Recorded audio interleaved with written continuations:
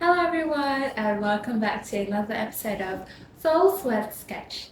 In today's episode, we've got four very special guests joined with us here. They are my friends. Would you guys please introduce yourselves? Hi everyone, I'm BRIGITTA WIBOWO and I'm a physical education instructor. Hi everyone, my name is Catalina Zefanya and I'm currently a math teacher at St. Paul's Girls' School. Hi everyone, I'm KRISTIANI. I'm an opera director. Hi, my name is REGINA KATRISTA WARDAJA. I'm currently an English professor at the University of Toronto. It is lovely to have you guys here. It felt like it's been ages since the last time we were together again like this. I reckon the last time was during our high school reunion, which is what, like 5 years ago. I can't believe how time flies so fast though. Yeah, here we are, finally accomplished our respective dreams during our high school years. Right? I'm so proud of everything we've all achieved. It's been a long while actually since we've caught up with each other. Oh, I remember back then how we all used to struggle so badly in math that we had to look up tutorials on YouTube.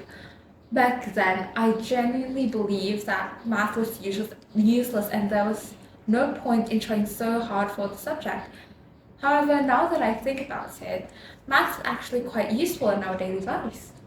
Right? That is why I ended up pursuing a career in the mathematics field. Oh, yeah, right. I've always wanted to ask you about that. If my memory serves me right, you detested math.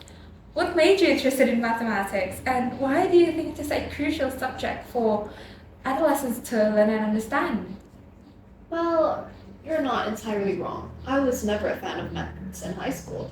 Back then, I just didn't understand why I needed to learn about algebra, calculus, or geometry. It all felt so abstract, and I couldn't see how any of it would be useful in real life.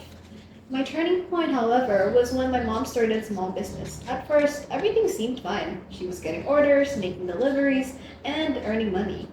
But over time, she started struggling to keep track of inventory and wasn't exactly sure how much of each ingredient she should buy. Some days, she ran out of supplies too early and had to turn customers away, while on other days, she overstocked and wasted money on ingredients that expired before she could even use them. She also couldn't figure out why some weeks were more profitable than others. Seeing her struggle, of course, I wanted to help her figure things out, but I wasn't exactly sure how. I was skeptical that anything I learned in school would actually help, but I decided to give statistics a try. I gathered her sales records from the past few months and started analyzing the numbers. I created a simple chart afterwards to track product sales on certain days, as well as identifying customer demand patterns, and used basic probability to estimate the ideal quantity of each ingredient. Using what I learned obviously made everything run smoother, and it completely changed how I viewed maths. It opened my eyes to how math could solve real-world problems. My mom no longer had to guess how much stuff to prepare, and she was even able to make better decisions about pricing and promotions. That's when I realized that learning math could be so beneficial for kids as it teaches problem solving and improves logical reasoning skills. I concur, especially in this day and age where commerce and trade have become the primary source of wealth. Math is undoubtedly essential for calculating revenue, sales, and other financial matters.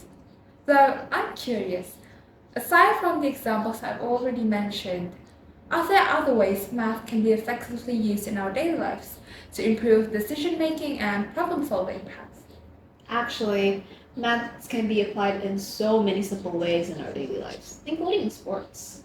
We can use statistics to analyze the differences in results during tests. For example, when we do practical tests like PE, statistics are used to record students' performance.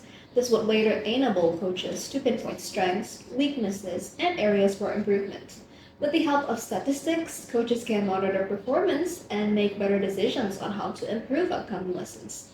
This data itself can guide coaches in adjusting the difficulty, whether by increasing the challenge or providing additional support where necessary. Oh yeah, that's a good example there. It is unbelievable how math is a fundamental aspect which shapes and defines our daily life. Precisely, it's crazy how maths helped us manage so much without us even realizing. Oh, besides math, I believe that there is another subject which is equally important for students, which is PE. uh, PE remains an indispensable part of the curriculum, whether in a national or international school setting. Well, as a PE instructor, why do you think that PE must be a part of the curriculum in every school here? That is such a good question. I've been waiting to get asked about this since PE doesn't always get the credit it deserves. Believe it or not, PE plays a crucial role beyond just physical health. Research shows that regular physical activity boosts cognitive function, including concentration and mental alertness, helping children stay focused when tackling academic challenges. Other than that, PE is proven to strengthen memory, particularly in transferring newly learned information from short-term to long-term memory. By enhancing memory function, PE helps students retain essential information, such as facts, dates, and vocabulary, leading to better academic performance. That's exactly why PE should be a core part of every school's curriculum. I truly believe that a well-rounded education can't be achieved without it. I mean, that's true, but can I be honest with you? I actually hated PE the most. Personally, for me, PE was never really my thing. I've always found it much more taxing and stressful compared to studying. That being said, I'm well aware of how sporty you are, and I've been trying to be more active lately to improve my overall health. I've been feeling awfully lethargic as of late, so I'm keen to make a change.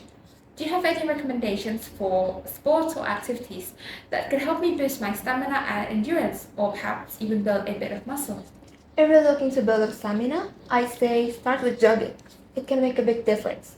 If you're feeling unmotivated, ask your friends to join in. Having some company can really push you to keep going. The key is to find a way to make it enjoyable. Oh yeah, jogging sounds great. I may even bring my dog along with me. It'd be nice to have some company, truly.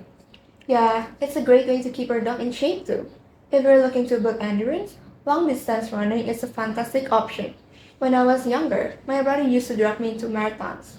At first, I hated it. I could really barely keep up and wonder why anyone would put themselves through it. But I didn't want to quit, so I started inviting my friends along for motivation. At first, we just came for a laugh, but soon they were hooked, asking about the next race. We began pushing ourselves to run longer distance, and without realizing it, I got better. Running no longer felt like a chore. It became something I genuinely enjoyed, and the best part is my stamina improved. So, I definitely run to build endurance. For muscle strength, exercises like sit-ups and back-ups are excellent for targeting your core and lower back, improving both strength and posture. Stick with them and you'll notice a big difference over time. That sounds incredible. Perhaps I should give running a go now that you've told me all about it. I'd also consider doing sit-ups and back-ups. From what I know, they're pretty straightforward to do anyway. You know, looking back at PE classes, some of the exercises were actually quite enjoyable. I particularly loved skipping. It never felt like an exercise because I had so much fun. I suppose it all comes down to how these activities are introduced, isn't it? You actually make a very remarkable point there, and jump rope just so happens to be one of my nostalgic delights, one that I've observed to be quite underrated, actually. Although it is perfectly amazing to me. Much like another conversation I had the other day with several of my colleagues, we were discussing the latest sports trends. However, the moment I inquired about jump rope into the conversation, one of them completely dismissed the idea, underestimating it as just jumping over a rope. Though I concur it is its distinctive charm. Though I can't really argue with what your friend said.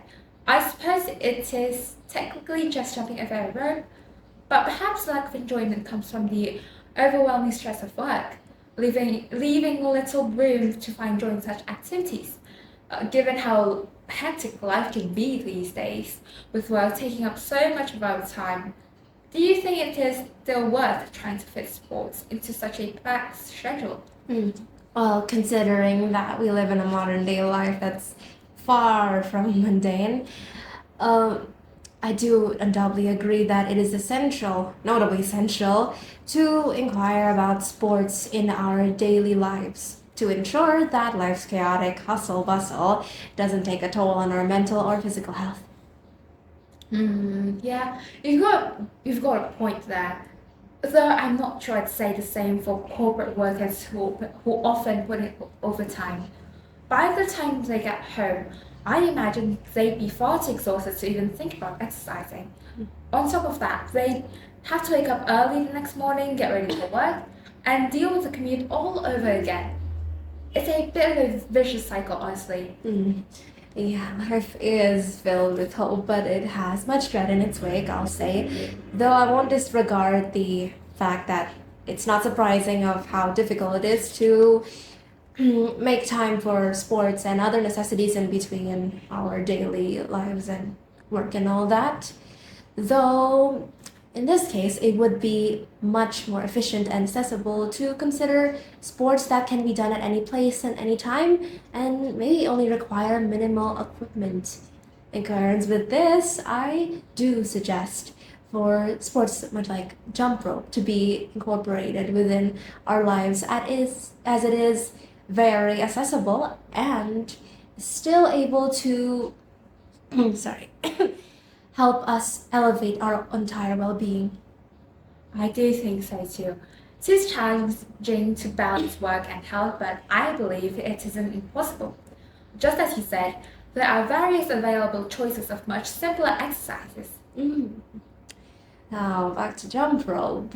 As we succumb to a lot of stress and happen to have a lot of burnout as well, one of jump rope's most prominent functions are within that of inducing stress. You see, I've joined a mental health seminar once back in the past, and returning to the theoretical sources I've gained from it, the Anxiety and Depression Association, if I'm not mistaken, of America once stated that aerobic exercises like jump rope have the ability to help us reduce the amount of stress. You see, endorphin productions, once they're done, the brain basically naturally acts as a way to relieve all that tension, leaving us to find our way to become more uplifted again. As such, just several rounds of jump rope is enough to keep us happy, which is why, sports actually keeps us happy.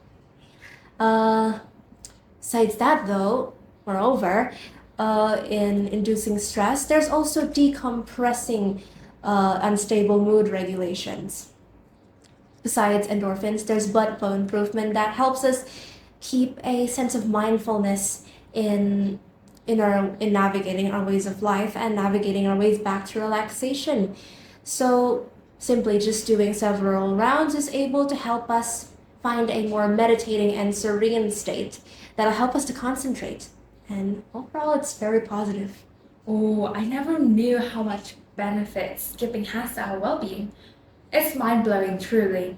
And aside from boosting mental health, I've also come across an article suggesting that skipping rope can improve cognitive abilities. Is that actually true? That is true, and yes, cognitive abilities are a remarkable aspect to pinpoint of jump rope's many functions, in which this case, it would be to help drive well brain activity. You see, besides stress and burnout, the other underlying issue would be overbearingly moody hours and sessions. Now, a jump rope comes here in a way with its need for coordination, its need for full concentration. It can drive one into a state where the brain is completely engaged, much like a state of flow. So from the moment they just swing it overhead, that's when you reach that state. And much like that, it helps us to concentrate overall, and we'll be able to carry out life's toil at our best, down from brain activity to neurological levels. Now, as of these many benefits, jump rope surely is an amazing asset to our progress and life in the long run, which is why I gravely agree and recommend for people to implement this sport in their lives as a accessible option of a sport. Now, but besides that, in adherence to what VIANNY mentioned about sports as well, I would also like to further address and highlight of how it is still important for us to all mindfully make an effort in tending to our health to make that positive jump, you would say, in a healthier life. I had never really considered these benefits before. Who knew such a simple exercise could have such a remarkable impact? I mean, this reminds me of a conversation I had the other day. Is it true that the arts can play just as important a role in a child's development as subjects like math and or activities like sports do?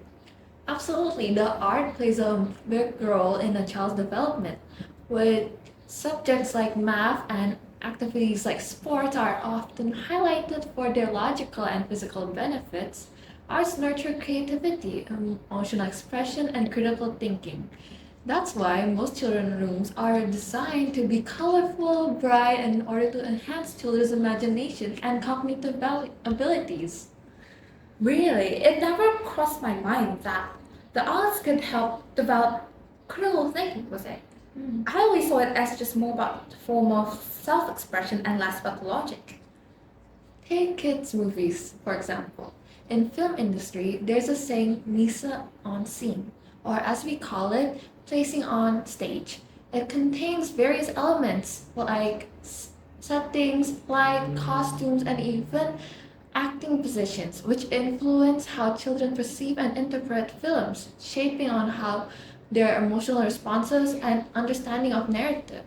By interpreting and analyzing the film, it helps children to develop visual literacy, critical thinking, and that's why I believe art plays an important role for children. Oh, that's absolutely insane. It had never really struck me just how profound art can be, nor how significant an impact it has on children's development and growth. Though I suppose it doesn't just stop there, does it? What about us as adults? How might we incorporate art, or more specifically mise en scène, into our professional lives? Not only do children pick up on mise en scene, but it also influences us as an adult viewer. Take the camera setup, for example. By framing us in a mid-range distance, medium shots allows audience to engage with both our narrative and our environment simultaneously. Let's forget about this. Let's not forget about this creative theme background over here. It helps convey this episode's topic that consists of math, sports, and art. But also reminds us, the viewer, that they're watching Solve, Sweet, and Sketch, one of the best podcasts I know. Beyond the set design, the organization of this place keeps the focus on what we are discussing. Not just the setting, our work outputs also play a role too. Viewers can probably guess our professions just without us saying a word. That's the power of cohesion and visual representation and symbolization. Take, for example, Fian's jersey. Just looking at it, you might assume he's a coach, and you'd be right. That's why mise en scene shapes and interprets what we see, and it's everywhere in our daily lives. Yeah, that's a really good point. Mise en scène isn't just like a fancy film term. I believe that it's a storytelling tool that's woven into everything, just like our podcast. Anyway, thank you all so much for joining us today as we catch up on all times and dive into a mix of topics from math and sports to the arts. Until next time, keep solving, sweating, and sketching your way through life. Cheers! Cheers.